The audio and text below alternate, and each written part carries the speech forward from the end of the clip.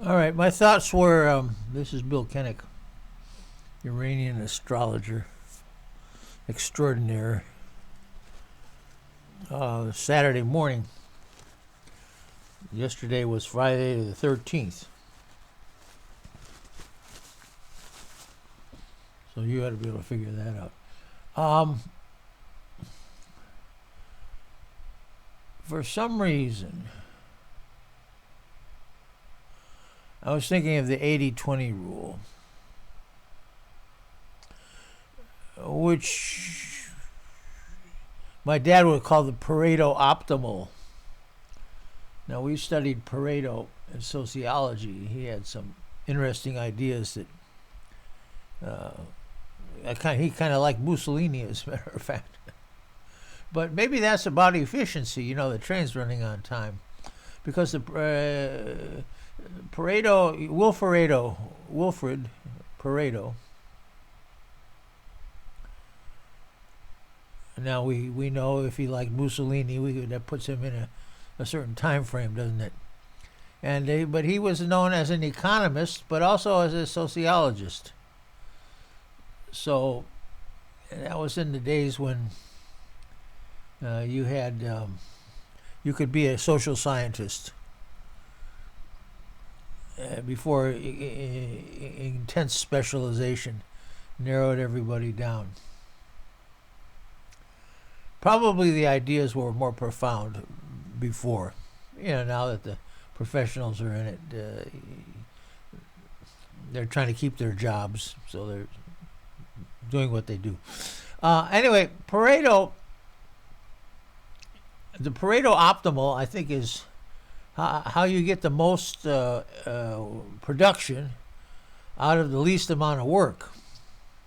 So there's a balance somewhere.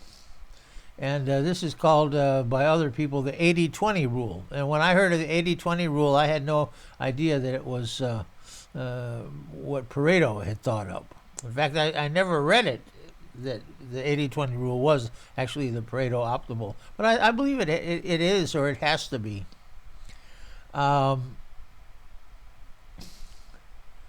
Let's say you're mowing the grass, all right? Now, see, I always go for the 80%. With 20% of the work. Now, I by the way, I've been told that could be the 70-30 rule, or, it needn't be 80-20 exactly, but that's shorthand for how it apparently usually comes out. But let's say you're mowing the grass, and assuming the Queen of England's not going to visit your house that weekend, to me, 80% is good enough, In other words, you go through, well, you miss a spot, but you don't fret too much about it, because guess what?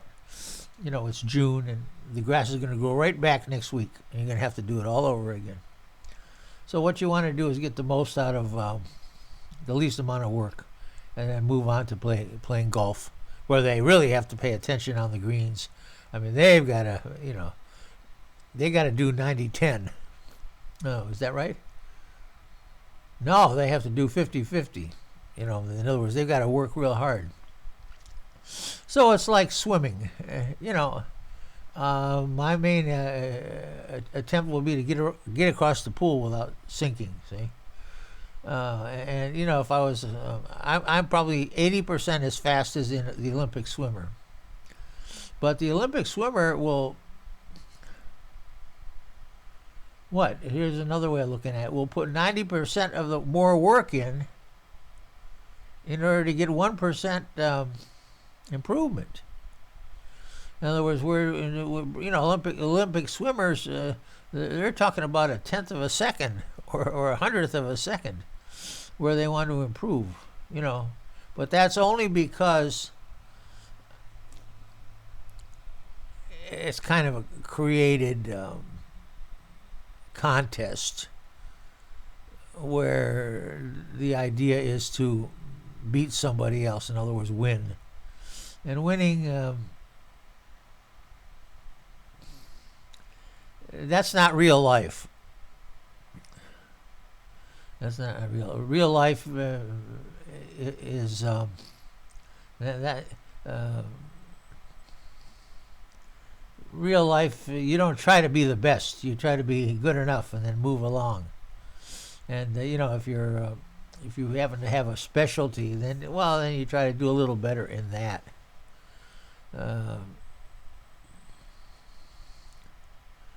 But the idea of good enough. Now, all right, so that's the Pareto Optimal.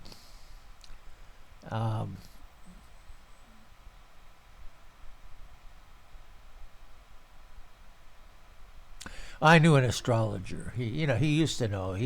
When I met him once, he had a 72-degree wheel. He had just made instead of a 90-degree wheel, and in other words, he knew what kind of astrology. But when it came down to, he eventually figured out when you do a person's horoscope in an hour, you get your $30 or your $100, whatever the going rate is. For your level of competence. He figured out, whole houses work just fine. Or in other words, within an hour, people don't even know what a rising sign is. The whole houses will work just fine. And as will many other ancient things. Now, I remember somebody, saying, well, what are your prices to do astrology? He said, well, if you want your regular chart, it's $30, let's say. And that was a long time ago. But if you want all the bells and whistles, it's, it's more. It's $60, $70, who knows? Okay. And the truth is, there's no limit to bells and whistles in astrology. And the funny thing is, or I've noticed, whatever I happen to be into at the time works the best for me. Now, it's probably the other way around. In other words, the reason I'm into it is it's working. Or somehow my mind is, framed in such a way as these planets are working for me in the way I'm looking at it.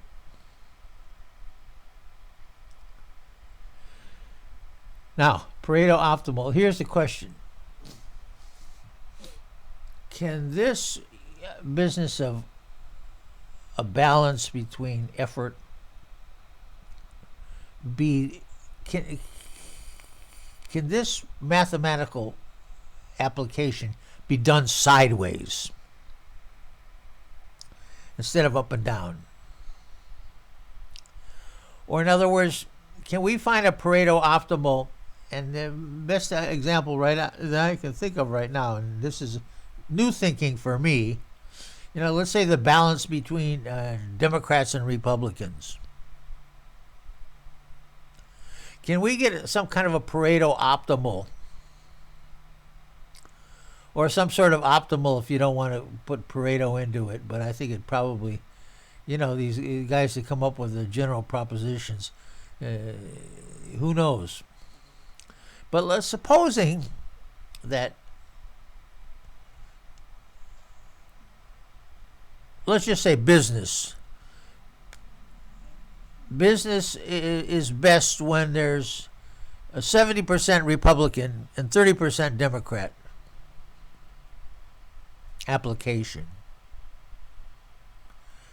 And if you get beyond 70%, then business gets greedy and carried away, and they kill off all the poor people, and then there's nobody to buy their cars, and so on and so forth.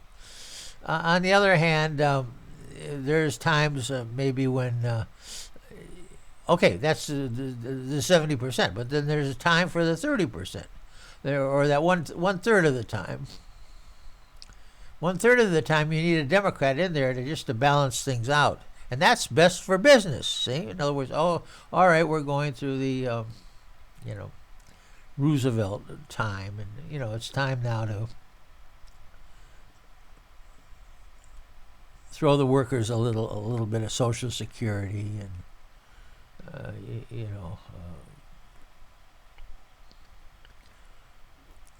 public welfare kind of things. That's the 30%. Now I'm just making that figure up. The way I'm thinking now, because I'm under the influence of another Italian, Fibonacci, and I got that from Prechter, his Elliott waves and so on. That the Fibonacci ratio, which is approximately 2 to 1. But then if you refine it, you take it down as 1.61 to 1. 1.61 to 2.61. Or 13 out of 21. What do I need to say about Fibonacci? The Fibonacci numbers are 1, 2, 3, 5, 8, and this is where it gets interesting. If you take the ratio of one higher number to one lower number, let's say 5 to 3, then you have, that's 5 out of 8 is 62%. That's pretty close to and then your next ratio, 8 to 5, that's 8 out of 13. That goes slightly below the optimal 61 point something percent. And if you go to the next Fibonacci number is 21, and you get this by adding the two previous. So 5 and 8 is 13. 13 and 8 is 21. 21 and 13 is 34, and so on. So the ratio, it goes closer and closer. So the ratio of 55 to 34 is still 1.61, but it's getting a little closer to that golden mean. And they find that golden mean by drawing a rectangle.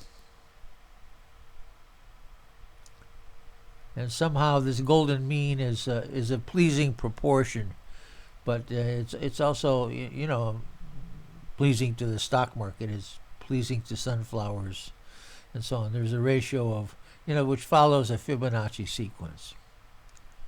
So that's really worthwhile stuff. If you're inclined to try to understand the universe. I don't think, by the way, it's it's too general, too magical for academics. Well, mathematicians know what the Fibonacci sequence is, but they don't relate it to real life, But you'll see, if you pay attention, you'll see that it works a lot of times. Now, what's this got to do with astrology? I'm not sure. But, okay, the ratio between Democrats and Republicans. Pareto Optimal. So, would the Pareto Optimal... Oh, yeah, well, would the Pareto Optimal be a Fibonacci number, let's say? In other words, instead of 80-20... Is it really 61-39?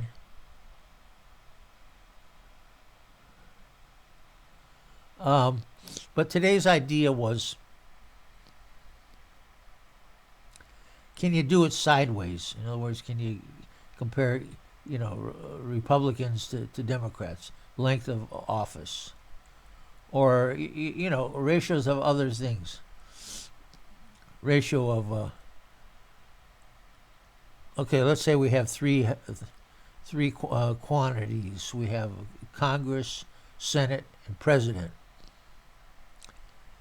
And it might be, 2 to 1 would be a Fibonacci number. 2 to 1. That comes out to 66%. But by such theorizing, I would come to the immediate conclusion that you're better off when 2 out of the 3, somebody has a majority, 2 out of 3, between President, Congress, and Senate. But you're worse off. It's too crazy when you're three out of three, and you're better off when you're 2 out of 3. Now, if you're 2 out of 3, then somebody else is 1 out of 3, right? So, Democrats to, but it could be conservatives to liberal. It might be best when if you count all the all the House of Representatives, all 5 and 100 senators, all 535. Now see, I would immediately call that 55. I would reduce in my head, just based on estimates. Estimating is probably more valuable than learning how to calculate exact numbers. Let's call, so 535, let's call that 55. And then, so you're best off out of the 55 in when you have 340 of the combined congressmen and senators, 340 legislators, that's 34.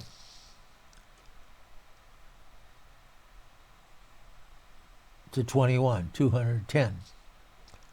So 300, let's say 340 legislators Republican, 210 Democrat, and that gives the Republicans a 2-to-1 edge, and that just about works. And there's other ways to do that, but we're trying to find an optimal for some larger question.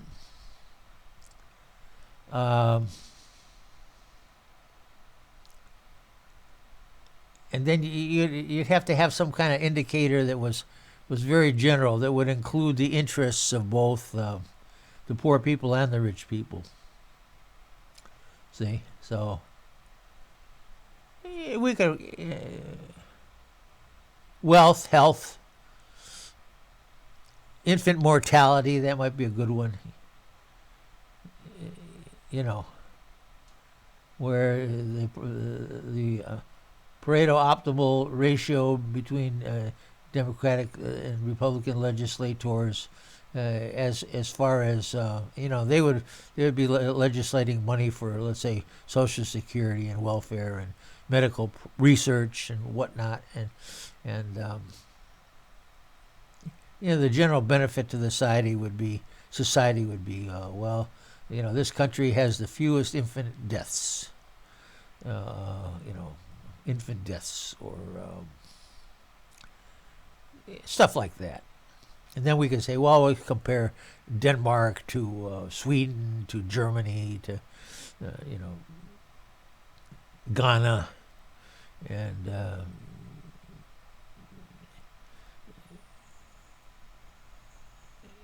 it would be, and this is just what I see on TV. This may not be the whole truth, but let's say you look at your pathetic pictures of babies from Ghana, with the swelled stomachs and they're starving to death, and then you say, well, that's less what you want than these cute little fat babies from Sweden.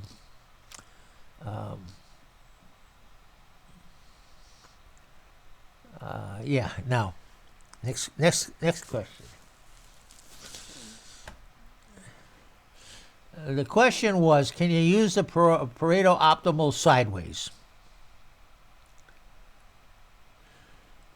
For want of a better term, because I never heard of doing it. It was always the 80-20 rule, and I would always think of swimming or mowing the lawn.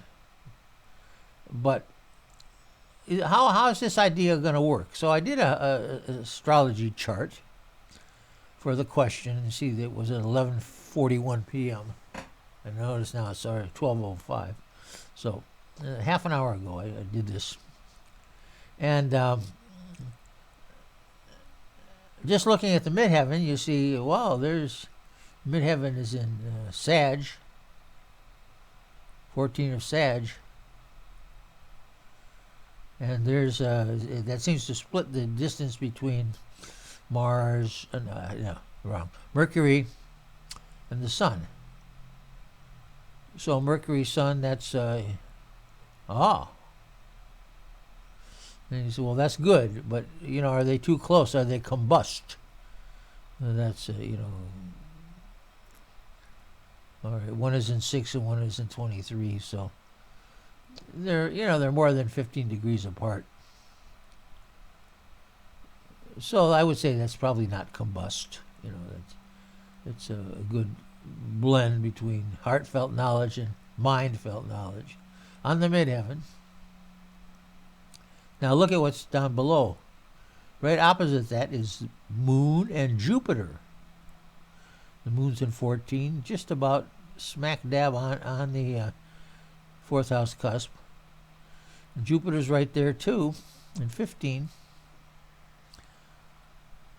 So that's what's good for the public. That's one way of putting it. In other words, good for, that's Jupiter, helping the people to live in bigger houses. Jupiter in the fourth. The Moon there is the people, or it's women. Women want bigger houses. Or what else could you say? Well, what's emotionally gratifying? See? So what you do when you come up with buzzwords. Now, buzzwords is a very funny thing. You say you might be cynical about buzzwords. It doesn't really show an understanding when you use buzzwords. But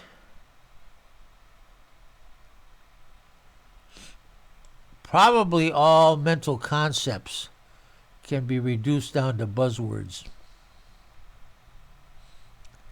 And probably reality itself can be reduced to buzzwords like more and less,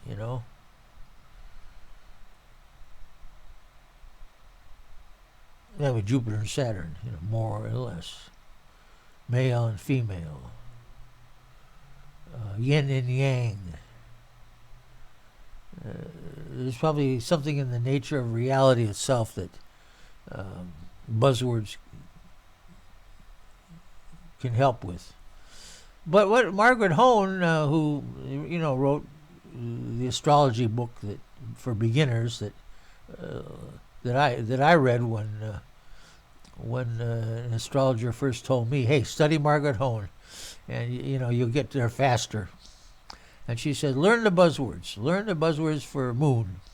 All right, the Moon is women, your mother, people, public sentiment, and then you get into feminine characteristics: fluid, wishy-washy, fickle, changing. Those are Moon words. And this is, well, then what we've learned is those Moon words sort of apply to the sign of Cancer, something called rulership. So we make the moon the ruler of Cancer, and then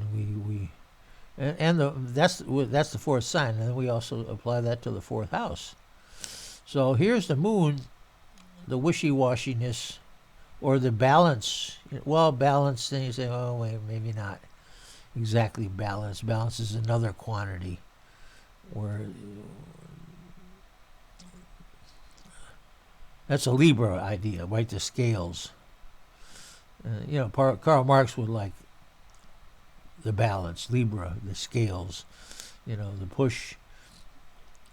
Now they have an expression this year, the expression of the year is pushback. Well, that's the thesis antithesis, right? Hegel, whom I never read,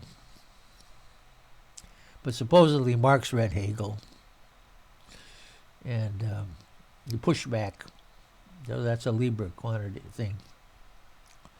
But anyway, what can the question of besides my talking about Pareto Optimal, but is there anything in this chart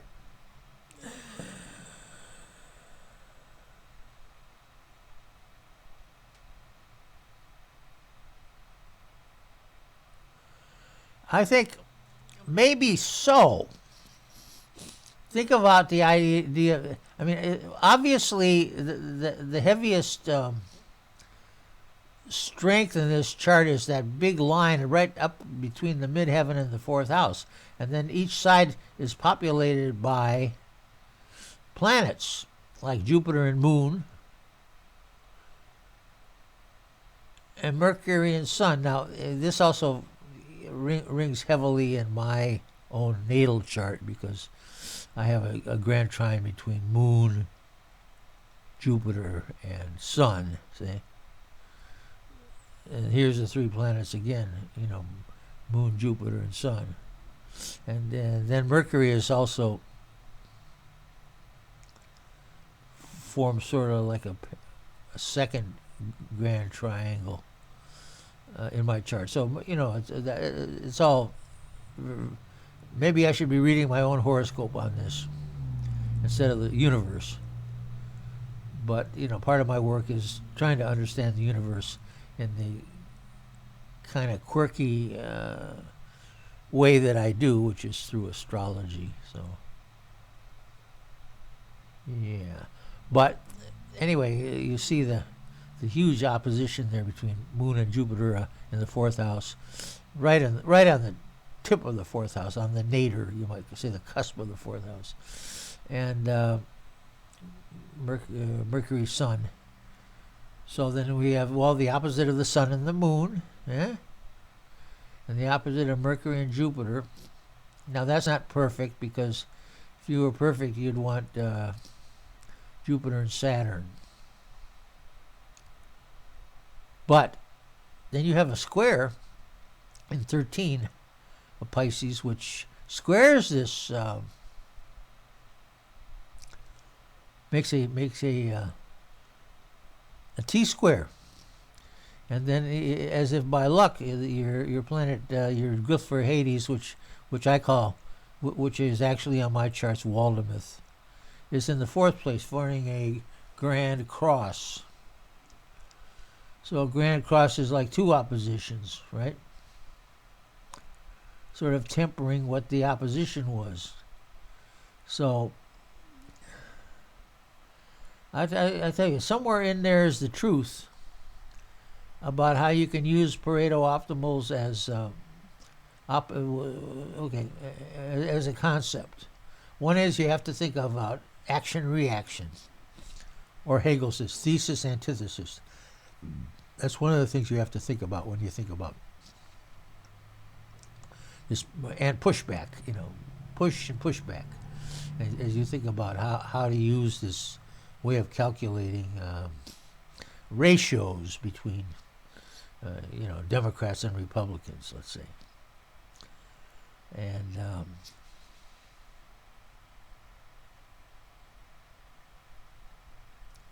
because what you have to understand is that, I think, I'm going to use another buzzword from game theory, a zero-sum game. What does that mean? Well, and that's the Saturn bringing that in and says, hey, you can't, this is not win-win for everybody. Not this concept. In other words, it's not, you can't be lazy and industrious at the same time. You have to be one or the other. In some ratio, that's the point. That's the 80-20 rule. You'll be, you work hard 20% of the time and you be lazy 80% of the time. And that works best, see, according to this 80-20 rule. So you can't be 100% lazy and 100% active. You have to, the best you can do is 50-50, and then, or you favor one over the other, 80-20, and so on. So there's a limited, so that's called a zero sum. In other words, if activity goes up, then laziness goes down. Now, I just saw an article in the last week that says maybe being bored is good for you. In other words, maybe there should be times when you're not fiddling around on your cell phone, for example. Maybe it's better to Give everything a rest once in a while. Just cool it. Totally cool it. You know? So that's where that's going. All right.